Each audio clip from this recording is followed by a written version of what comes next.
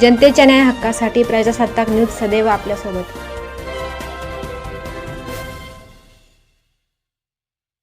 नाशिक पुणे महामार्गावर संगमनेर कॉलेजच्या पुढे आज ऐन दुपारी रणरणत्या उन्हामध्ये एक वृद्ध महिला रस्त्याच्या कडेला बसलेली दिसली। त्या महिलेस प्रजासत्ताक न्यूजचे संचालक सलीम शेख यांनी सावलीत जाऊन बसण्याचे सांगितले।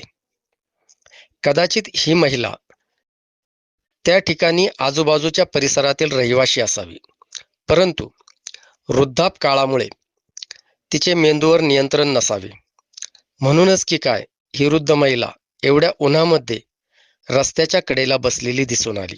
संबंधित महिलेविषयी जर कुणास काही माहिती असेल तर कृपया त्यांनी त्या महिलेस आपल्या घरी पोहोचवावे, अशी प्रजासत्ताक न्यूज तर्फे आपणास विनंती करण्यात येत आहे।